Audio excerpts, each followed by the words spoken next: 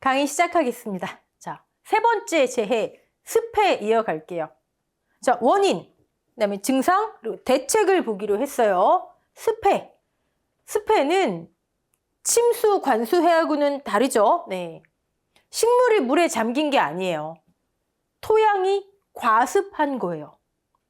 자, 토양이 과습하면 식물에 어떤 영향을 미칠까요? 물론 물에 다 잠긴 관수든 침수해든 이때는 이제 지상부 쪽에서의 호흡이나 광합성이나 이런 작용들이 저해가 되겠죠. 네. 근데 얘는 지금 땅속이 과습한 거예요.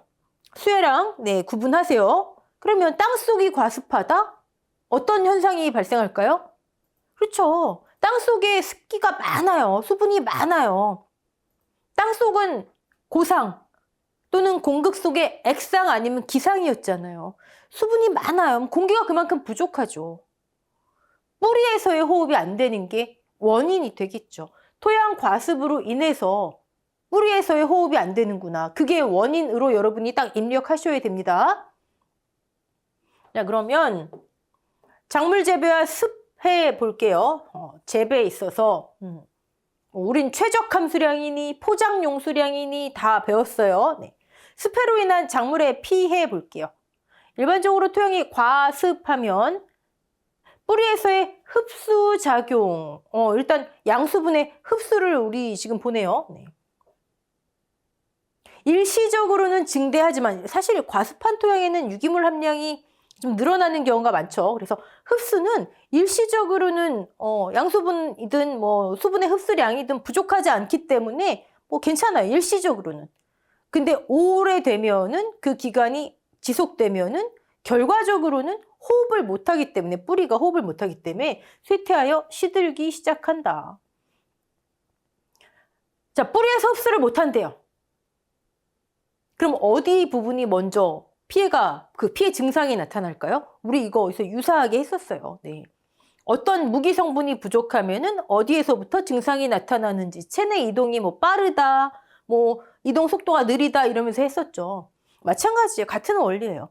뿌리에서 일단 흡수가 안 되기 시작을 해요. 그러면 제일 뿌리에서 먼 곳, 잎에서 지상부부터 위조, 건조해지고 황변하는, 녹색이어야 되는데 황변하는 이런 증상이 나타나고 마침내 고사한다. 황화고사. 여러분 여기서 여기까지를 이렇게 보기를 쓸 수도 있고요. 그냥 지상부에 황화고사 이렇게 나올 수도 있는 거예요. 보기가. 토양이 과습하면 처음에는 양수분 흡수 좋다고 많으니까 하지만 결과적으로는 공기, 호흡이 안 되기 때문에 위조, 고사하는구나. 근데 오래 지속되면 결국 뿌리에 가장 먼 지상부입니다. 지상부. 네, 지상부. 잎에서부터 황화, 고사 현상이 생기는구나. 토양 과습, 토양 내 산소의 부족. 토양은 공극은 산소 빼면 수분, 공기 빼면 수분 빼면 공기 이거였죠. 네. 식물 뿌리 호흡 작용이 저해되고 이런 과정을 거친대요. 호흡이 저해되면 그건 우리 지난 시간 내내 했던 것 같고 같죠. 네. 양수분 흡수 저해되고 다 저해되고 뿌리에 여러분 뿌리가 발달하지 않으면 결과적으로는 양수분 흡수 안 되고 생육 정지되고 수량 감소되고 결과적으로는 그거예요. 재배는 항상 수량의 증대, 수량의 감소, 마지막에 이게 될 수밖에 없어요. 네. 자, 과습한 상태인데 지온까지 높대요.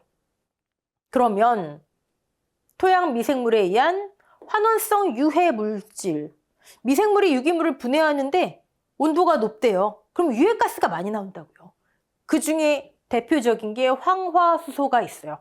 우리 벼에서 규소는 항상 좋고 황화수소는 나쁘다 기억하시죠? 그래서 무황상금 비료를 사용해야 된다 이런 것도 했었잖아요.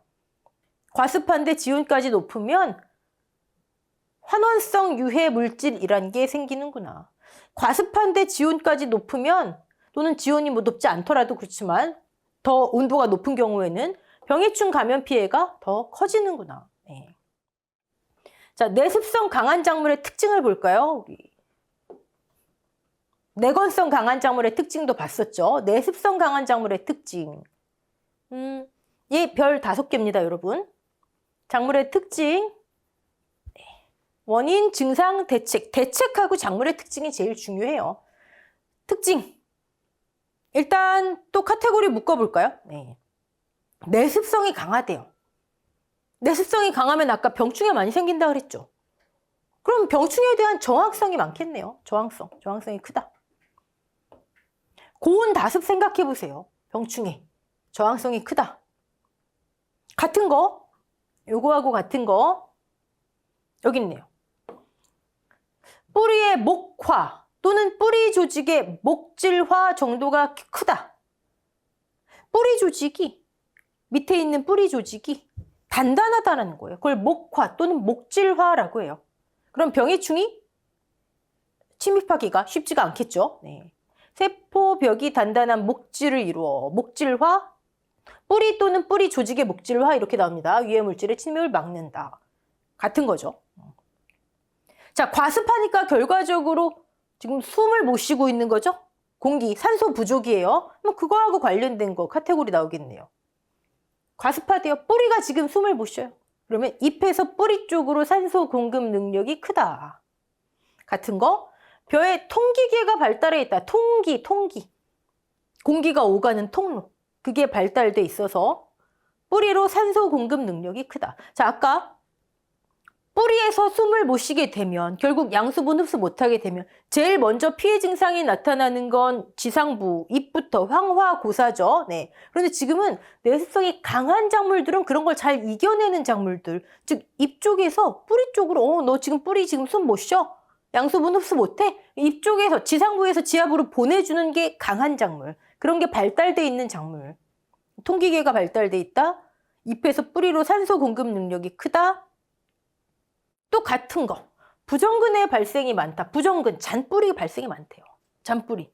산소를 들이마실 수 있는 어떤 통로겠죠? 그런 수단이 많은 작물들. 같은 거. 뿌리가 곧게 뻗은 직근성 작물이 많다. 또는 뿌리에 피층세포가 직렬로 되어 있다. 여러분, 세포가 이렇게 직렬로 되어 있는 것들은요. 뿌리 쪽에 이 공간이 넓대요. 상대적으로 공기가 움직이는, 산소가 움직이는 그런 공간이 좀 많이 확보되어 있다. 이렇게 보시면 됩니다. 직근성 작물, 피층세포가 직렬이다. 네. 이것도 같은 거죠. 표층에 얕게 발달한 천근성 작물이 많다. 지표에 가까울수록, 지금 과습한 토양이 아니라 지표에 가까울수록 대기하고 접촉을 많이 하겠죠. 그러니까 산소 공급이 좋습니다. 자, 내습성 강한 작물의 특징. 이건 뭐 세포 원형질 이런 말 안 나오죠? 중요합니다. 강한 작물, 고온, 다습, 병해충, 저항성이 크다. 목질화, 병해충 침입 맞는다. 그 다음에 산소 공급, 위에서 아래로 내려보내는 산소 공급 능력이 크다. 뿌리 발생이 잘 돼 있다. 뿌리 사이에 공간이 많다. 직렬로 돼 있어서 표토 쪽으로 뿌리가 많이 발달해 있다. 깊게 심근성 작물이 아니다. 네. 별 5개 암기하시고요. 자, 작물의 내습성, 또 나오네요. 네. 이거 이따가 요약자를 보면서 한번 할게요. 이거 암기하셔야 돼요. 내수성, 내습성, 내건성. 근데 사실 이렇게 작물을 막 섞어놓고 그중에 틀린 작물 고르는 거 이거 한두 문제씩은 꼭 나오거든요. 네, 너무 이거에 집중하시느라고 다른 거 놓치시지 마시고요. 네, 정말 그거는 막 출제자가 이상한 작물 섞어놓으면 못 골라요. 네, 제가 지지난 시간에 말씀드렸나요? 미국 선녀벌레가 나왔는데 그걸 어떻게 골라내요? 그쵸? 눈으로 많이 익혀두시고 너무 이거 나 외우기 힘들다 그러면 차라리 다른 데 집중하시는 게 득점에는 조금 더 유리하십니다. 자, 대책 나오네요. 대책. 원인을 제거해주고 치료해주는 거라 그랬죠? 대책. 지금 토양이 너무 과습해요. 물 빼줘야죠. 배수 대책 가장 기본적이겠죠. 배수의 방법. 자연 배수, 기계 배수 뭐 이런 것도 됩니다. 강한 품종, 저항성 강한 품종 이건 뭐 항상 나오는 거고요. 자, 그리고 내습성이 강한 작물들을 아까 천근성 작물이 많았죠. 천근성. 지표 쪽에 가깝게 대기하고 접촉해서 산소 들이마시기 쉽게. 그쵸? 그러면 그쪽으로 유도하는 거예요. 표층 시비. 표층 시비로 뿌리를 지표면 가까이로 유도한다. 또 뿌리 흡수 기능이 저하됐대요. 뿌리에서 지금 양수분 흡수가 안 돼요. 그러면 바로 공급해줘야죠. 근데 지금 뿌리를 줘봤자, 토양에 줘봤자 흡수 못하고 있잖아요. 당연히 용액 상태로 정확하게 타겟팅해서 연면 시비해야 되겠죠. 네. 오케이. 여기까지는 가만히 생각해 보시면 되고, 자, 비료. 비료. 습해 때는 비료를 어떻게 사용할까? 자, 미숙하면 돼야 안 돼요? 미숙. 지금 과습해요. 토양에 공기가 없어요. 미생물도 활동을 못 해요. 분해해줘야 되는데 활동 못 해요. 우리 이거 많이 봤잖아요. 얘가 쌓이기만 하죠. 그쵸? 미숙 유기물 안 돼요. 또 유해한 가스, 황화수소가 나오는데 그거 없는 거 사용해야 되겠죠? 황산금 비료, 미숙 유기물, 회피예요. 회피. 여러분 무황산금 비료 하면 이건 시용해야 되는 거죠? 무황산금이면 오케이, 황산금 비료면 안 오케이. 네. 또요, 질소과다는 항상 안 좋아요. 재해에서 우리 어떤 재해든 질소과다 이건 안 좋아요. 무조건 안 좋아요. 네. 질소과다는 도장을 유발한다. 도장은 영양분 없이 잘 쓰러진다. 병해충에 약하게 만든다. 그렇죠?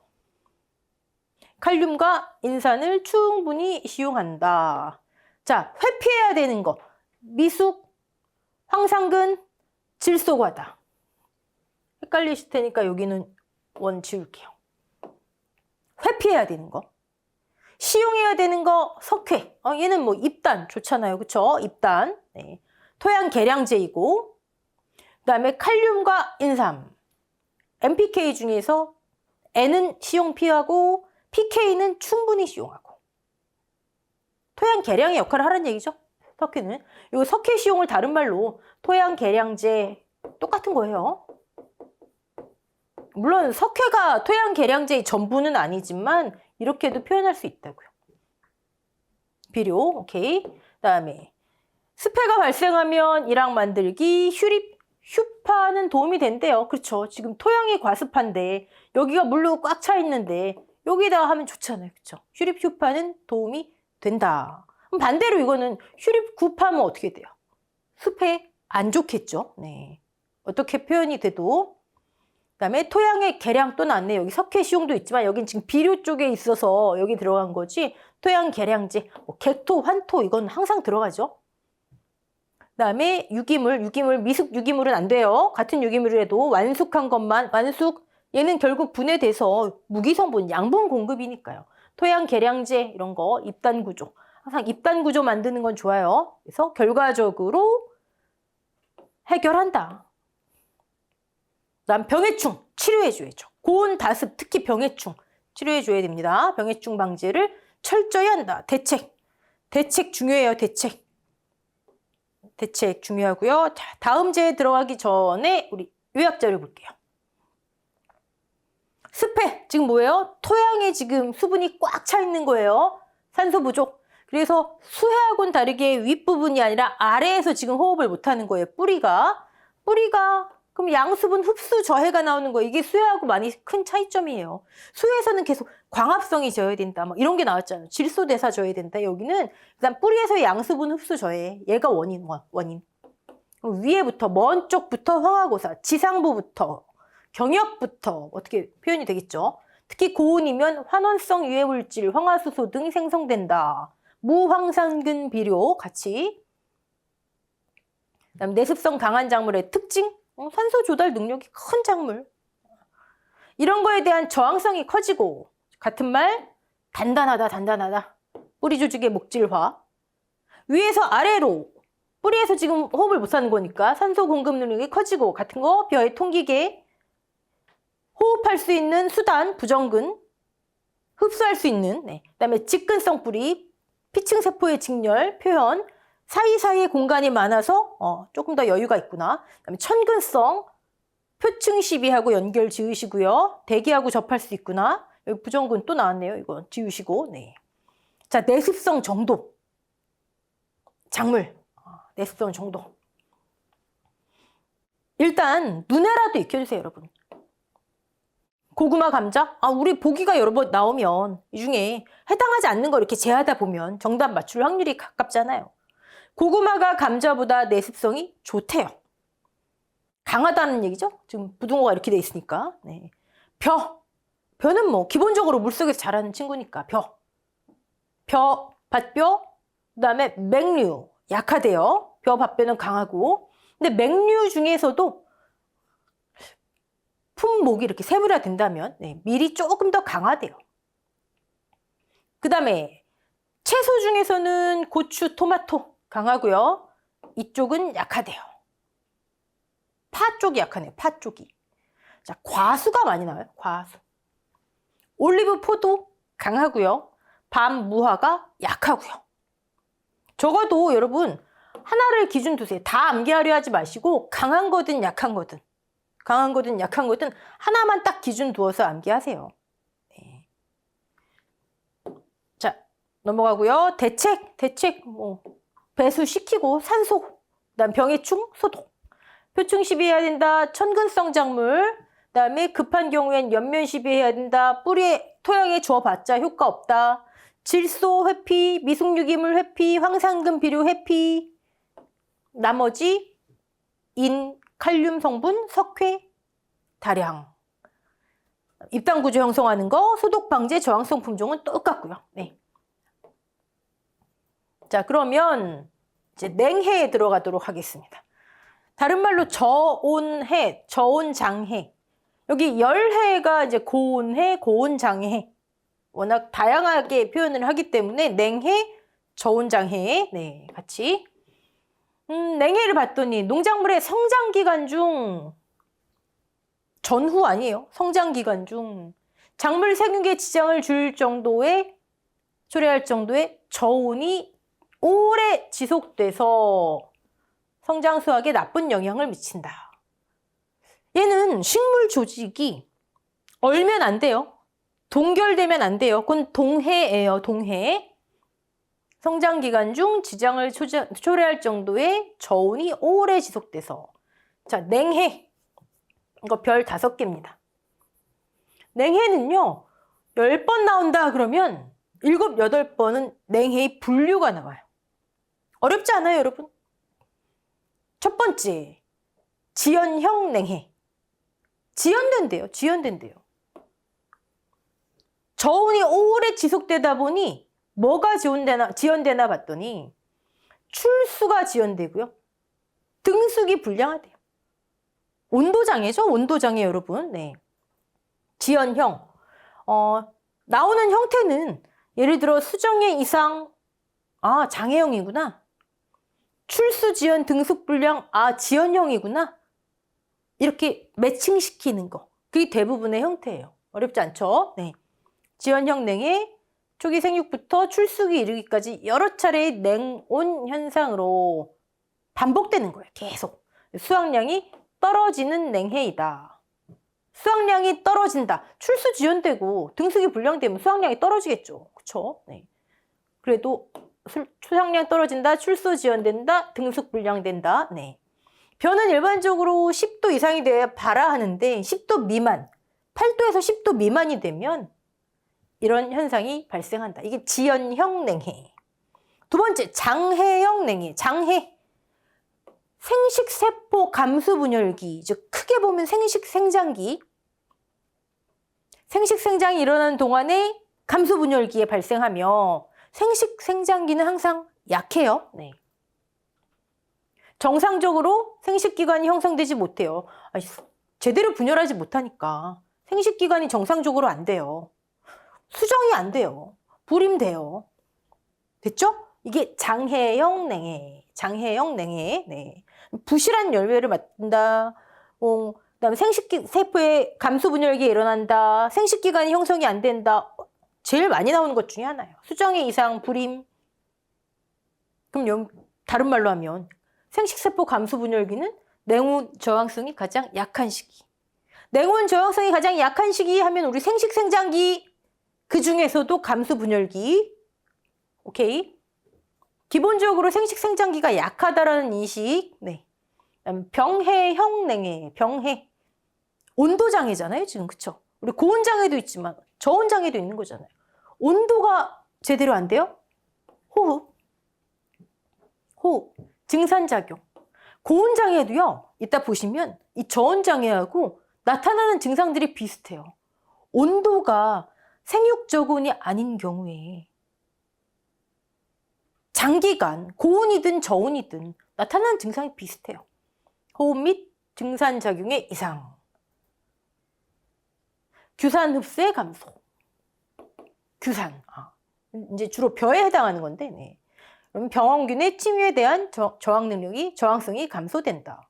광합성 질소대사 저하. 호흡이 저하되면 광합성도 저하되고 배출되는 이산화탄소량 적다 그랬죠. 그리고 사실 우리 지금 온도장애만 얘기하지만 여기에는요, 저온이다. 여러분, 저온이라고 한번 생각해 보세요. 그럼 따라오는 게 뭐가 있을까요? 저온. 일조량도 부족하겠죠. 이게 메인이죠, 메인. 하지만 여기에 대부분 저온이다? 그럼 일조량이 부족해요. 햇빛이 불충분해요.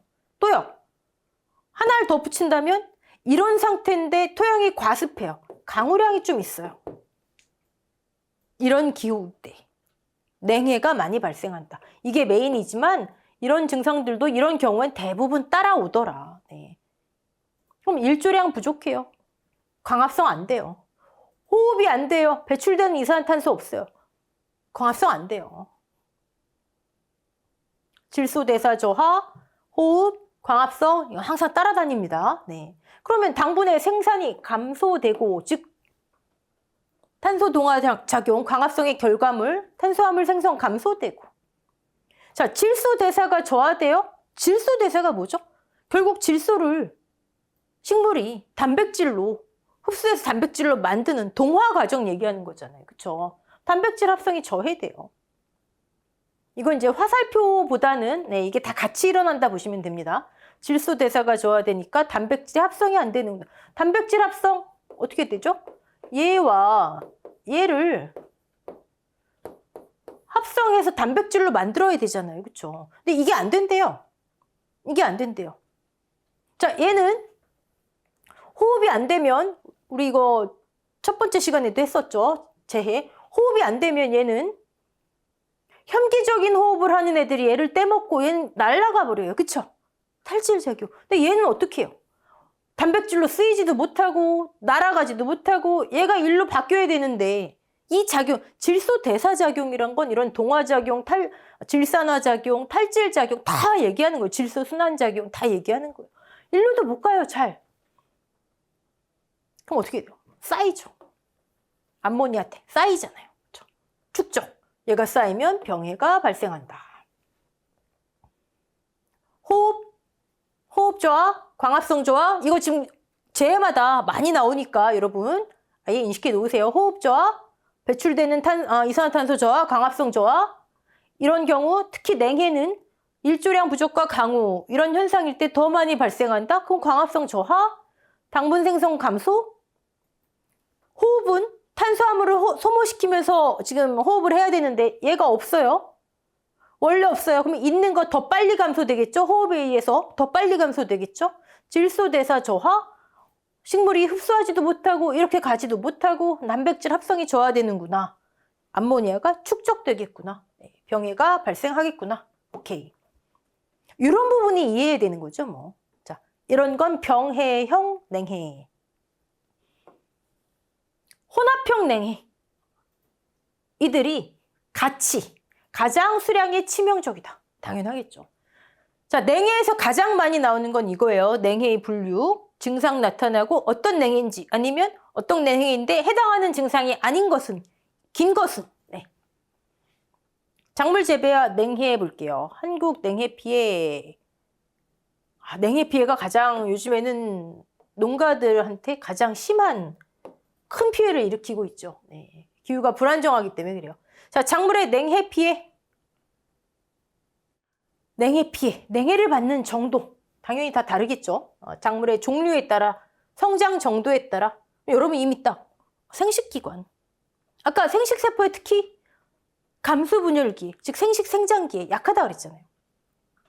생식기관이 20도 이하에서 냉해 피해 입을 수 있대요. 생식기관이 더 취약하다는 얘기죠. 영양기관은 여러분 생식기관 뭐죠? 종자, 꽃, 열매. 영양기관은 뿌리, 줄기, 잎. 네, 생식기관이 더 취약하구나. 그리고 당연히 열대 작물이 더 높은 온도가 필요하니까 저온에 더 취약하겠죠. 네.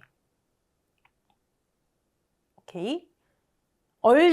조직이 얼지 않은 상태로 입은 피해이다. 근데 원형질은 장애를 입는다. 뭐 이런 건 중요하지 않아요. 네. 얼면 동해다. 그것만. 네.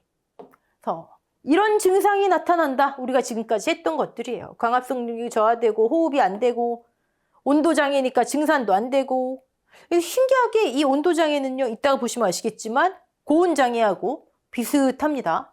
암모니아 축적된다라는 거. 네. 이게 질소대사가 저하된다라는 거. 질소대사, 모든 질소작용. 네. 동화물질의 전류와 축적도 저하되고 광합성이 안 되니까 이렇게 되는 거고요. 같은 거. 네. 호흡 증산작용 다 같은 거죠. 뭐. 네. 이렇게 별 냉해 증상 이런 것들이 있더라. 네. 자, 냉해 대책 원인을 제거해 주면 되겠죠. 네, 원인 제거. 저온이잖아요. 그쵸? 저온. 그러면 보온 못자리. 또는 보온 육묘 이렇게 표현됩니다. 보온 못자리, 보온 육묘. 같은 말이죠. 못자리, 육묘. 또요. 보온.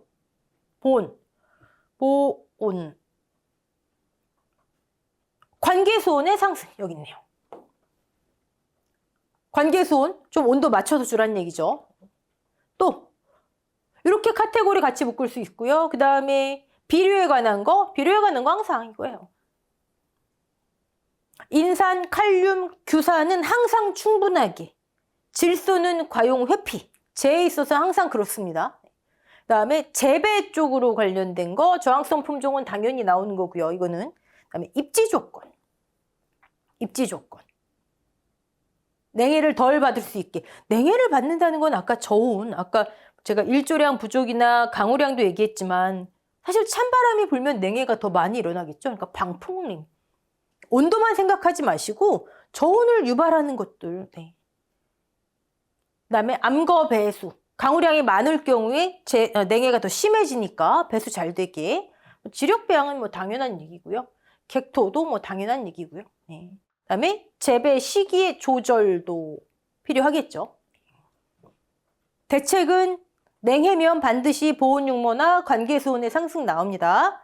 그리고 비료는 얘는 항상 과용 회피, 그다음에 칼륨, 그다음에 석회 또는 규소, 그다음에 마그네슘 이런 거는 충분하게 이렇게 나옵니다. 네. 됐죠? 네. 자, 그러면 냉해 증상. 네. 얼지 않는다. 조직이 얼지 않는다. 그다음에 분류 제일 중요하고요. 지연형, 장해형, 경해형. 각각 어떤 단어가 등장하면 어떤 냉해인지. 그다음에 감수분열기. 크게 보면 생식생장기가 제일 약하다. 네. 영양기관보다 생식기관이 약하다. 오케이. 그다음에 혼합형이 가장 치명적이다. 2개 이상이 같이 발달하는 거, 2개 이상이 같이 발생하는 거. 여기도 생식기관이 약하고 열대작물이 약하고 재배, 보온에 관한 게 나온다. 온상육묘, 보온육묘, 관계수온 상승. 네. 그다음에 입지 조건 생각해 보세요. 항상 냉해, 강우량도, 일조량 부족도, 네. 강풍도. 네. 비료는 뭐 어떤 재해든 질소비료 회피, 과용 회피, 나머진 똑같습니다. 자, 고온해. 열해 또는 고온장해. 작물이 생육 저고온을 이번엔 초과한 과도한 고온. 똑같이 온도장애예요. 네. 그래서 저온장애인 냉해와 고온장애인 열해는 증상이 비슷하다. 자, 고온이 되면 저온이었을 때 우리 호흡 증산 제대로 안 됐잖아요. 그렇죠? 고온이었을 때 똑같아요.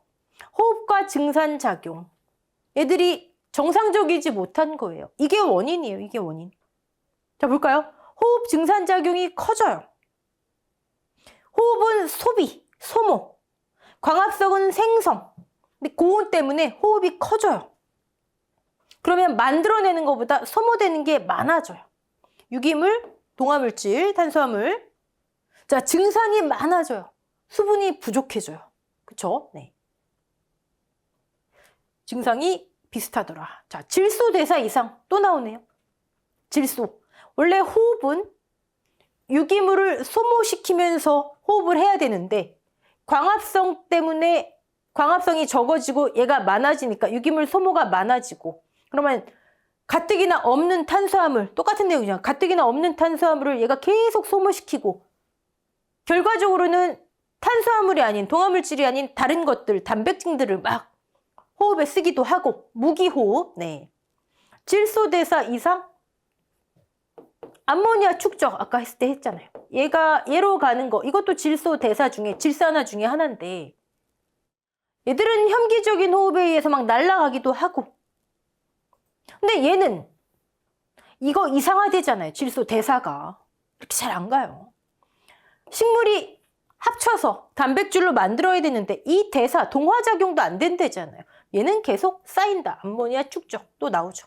암모니아 축적되면 병이 발생하고요. 광합성보다 호흡이 생성보다 소비가 커지니까 가뜩이나 없는 거 더 없어지죠. 당분, 유기물, 동화물질 같은 거. 네. 자, 원형질의 응고 볼까요? 응고. 우리 이거 내건성 작물에서 한번 했었어요. 내건성 작물. 원형질의 점도가 높고 내건성이 강한 작물은 점도가 높고 탈수 시에 응집이 덜 된다. 그때 제가 원형질이 굳어져 버리면 탈수할 때 이게 부서지는 거다. 기억나시죠? 응고를 그렇게 인식하시면 돼요. 근데 지금 고온장애가 발생하면 그렇게 원형질이 세포 내의 물질이 굳어져 버린대요. 그럼 곧 세포의 죽음을 의미한다. 그쵸? 그럼 여러분 지금 고온장애 강한 작물, 즉 내열성이 강한 작물은 이런 현상이 잘 안 나타나는 거겠죠? 똑같아요. 응고가 덜 된다. 똑같아요. 그래서 이따 보시면 내열성이 강한 작물, 지금 고온장애 강한 작물은 가뭄, 내건성이 강한 작물하고 거의 특성이 같습니다. 유사합니다. 네. 지금 이렇게 고온장애가 발생하면 질소대사 이상하고 호흡 증산작용 이상해지고 원형질이 굳어서 세포가 원형질이 파괴돼 버리고 부서져 버리고 증산이 과다해지니까 수분 부족이 생기고 자, 철분이 침전된대요. 철분. 네. 고온으로 인해 철분이 침전되면 철분은 좀 신경 쓰셔야 되는 우리 요소 중에 하나였죠. 철분이 침전되면 황백화 현상이 일어난다. 이건 여기서밖에 안 나와요. 내열성, 고온장애밖에 안 나옵니다. 철분 침전되면 고온, 철분 침전, 황백화 현상. 네, 오케이. 모든 증상의 원인은 이거예요. 호흡 많아진다. 증산작용이 커진다. 자, 내열성 큰 작물의 특징. 내열성이 큰 작물은요, 내건성도 크대요. 두 개가 아주 유사해요. 그래서 어떤 작물의 특징을 물을 때는 내건성 작물의 특징과 또는 다음에 나올 내동성 작물의 특징을 많이 물어봅니다. 네. 두 개가 유사하구나. 오케이. 고온 건조한 환경은 미리 경화시키니까 내열성이 커지겠죠. 자, 세포의 특징 한번 볼까요? 우리 내건성 작물에서 그거 했었어요. 세포 내의 삼투압이 높다. 다른 말로 세포액의 농도가 높다. 그래서 밖에서 수분을 잘 끌어온다. 같은 거예요, 여러분. 밖에서 잘 끌어온대요. 잘 끌어온대요. 세포 내의 결합수가 많고, 즉 세포 내는 아무 이상이 없게. 이게 지금 우리가 내열성 작물을 하지만 내건성 작물이든 내동성 작물이든 항상 그 환경에서 잘 견디는 작물은요, 세포가 아무 이상 없게 조직이 그렇게 돼 있는 거예요. 세포 내의 결합수가 많아서 아무리 건조해도 아무리 고온장애가 있어도 세포 내는 이상이 없게 만드는 작물들, 저항성이 큰 거예요. 세포 내의 결합수가 많고 잘 끌어오고 유리수, 다른 말로 자유수라고 합니다. 자유수가 적으면 내열성이 크다. 세포 내에 잘 뭉쳐져 있는 게 많으면 잘 견딘다. 자, 세포 내의 삼투압이 높다도 했어요. 우리 내건성 작물에서 삼투압이 높다, 세포액의 농도가 높다, 뭐가 많이 녹아있구나. 어떤 게 녹아있나 봤더니 지유, 당분, 단백질, 염류 등등이 녹아있어서 삼투압이 높대요. 물을 잘 끌어올 수 있는 거죠. 밖에서 안으로. 세포의 점성도 높대요. 점성? 원형질, 세포 내의 모든 물질, 원형질 약 75%가 물이다 그랬죠. 근데 그게 굉장히 쫀쫀해요. 스티키해요. 물 잘 안 빠져나가요. 이해되시죠? 네. 내건성, 내열성 다 높다. 결합수 많고 뭐가 녹아있는 게 많구나. 점성도 네. 넘어가고요. 자, 기관의 내열성 볼까요? 기관.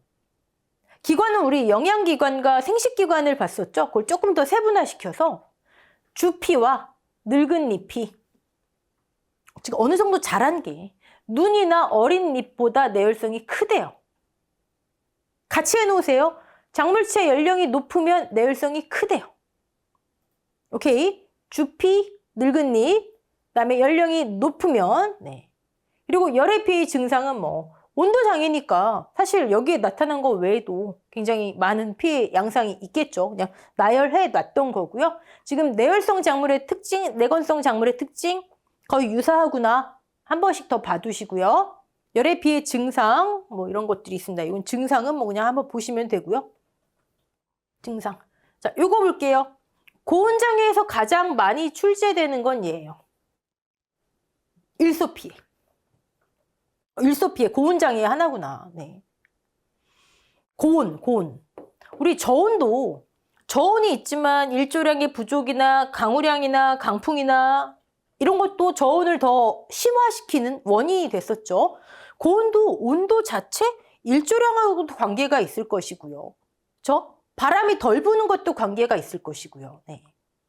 고온 장애를 더 심화시키는 요인들이 있겠죠. 근데 그 중에 하나, 햇볕. 고온인데 햇볕이 강해요. 그러면 작물체가 그 부분만 마치 우리 렌즈 작용을 하는 것처럼, 네. 우리 돋보기 하나 이렇게 들이대면 타는 것처럼 작물체가 타들어가게 되는 현상을 일소피해라고 한다. 여름철에 강한 직사광선, 고온해를 말한다. 일소피해도 고온장애 중에 하나구나. 자, 근데 문제 형태는 어떻게 나오냐면요. 요거예요, 요거. 얘들을 막 앞뒤를 섞어 놓습니다. 배상형의 수형이 개심자연형 수형보다 일소피해에 더 약한 거예요. 더 많이 발생하는 거예요. 근데 얘를 바꿔 놓는 거예요. 개심자연형이 일소에 더 취약하다. 더 많이 발생한다. 틀리잖아요. 그런 식으로. 또 배상형은 뭐고 개심자연형은 뭘까요? 원예작물학에서 나오는데 배상형은요. 주지가 이렇게 있으면 주간부, 원가지가 이런 식으로. 즉 시작점이 같은 거예요. 시작점이. 개심자연형은 배상형의 한 종류예요. 근데 얘를 개량한 거죠. 단점을 보완하기 위해서. 원가지가 여기에서도 뭐 여기에서도 시작점이 다른 거예요. 원가지의 시작점이. 네.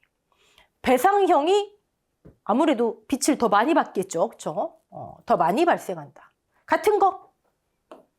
주지의 분지 각도가 클수록 더 많이 발생한다.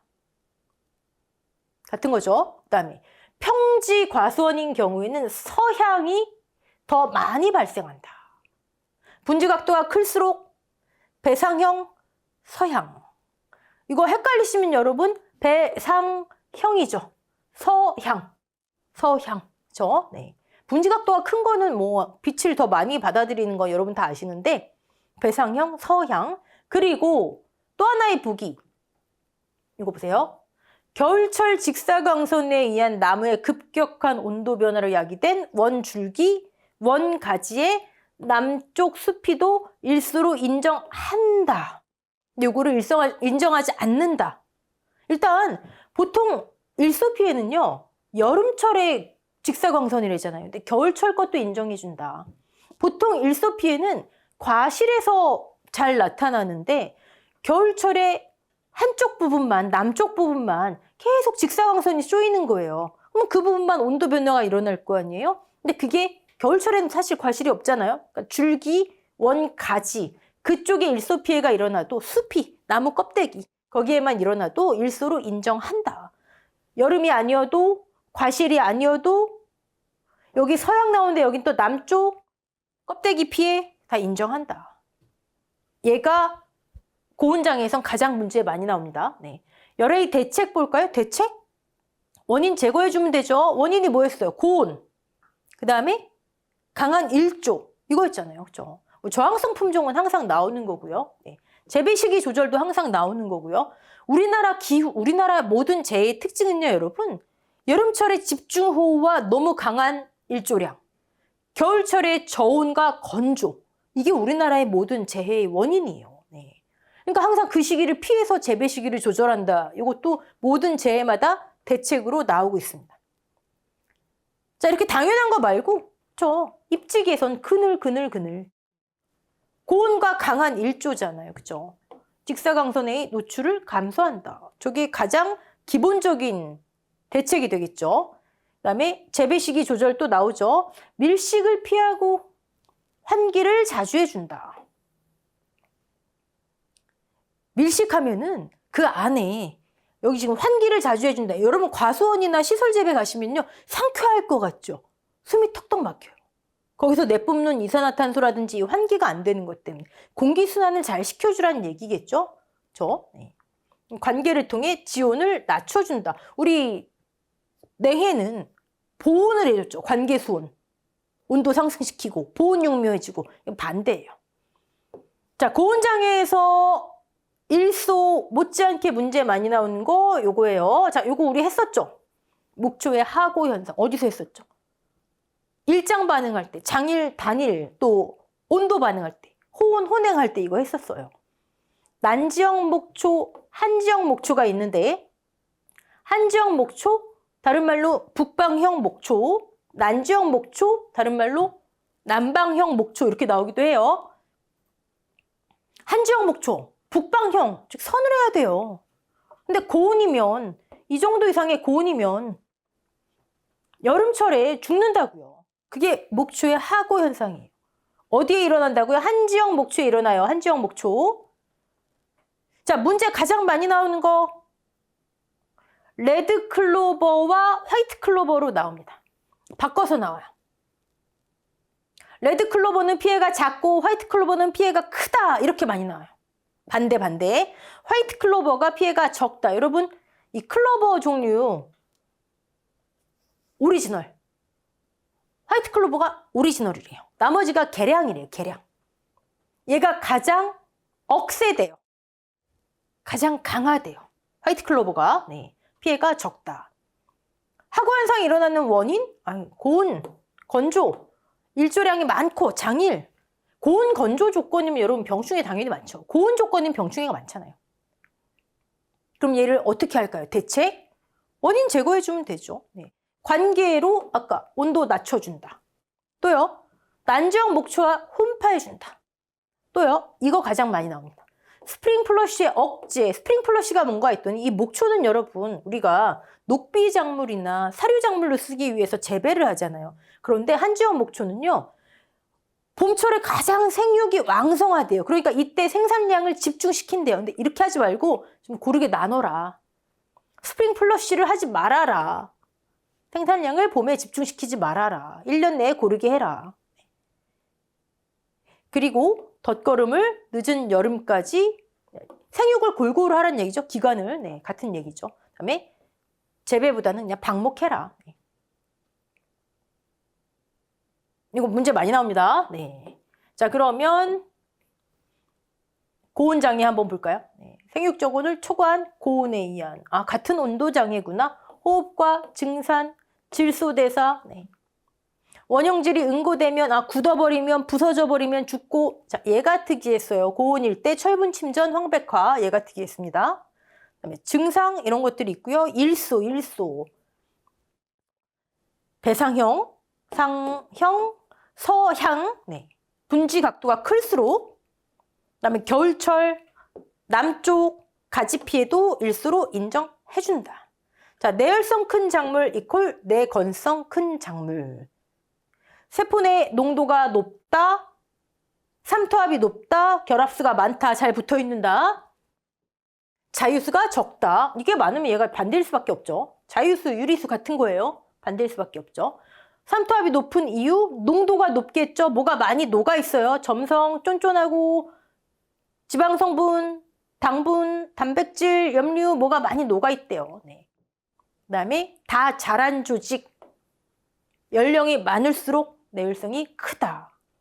대책, 가장 중요한 건 그늘 형성. 목초의 하고 현상과 내열성 큰 작물의 특징과 아까 일소 피해는 꼭 알아놓으세요. 네.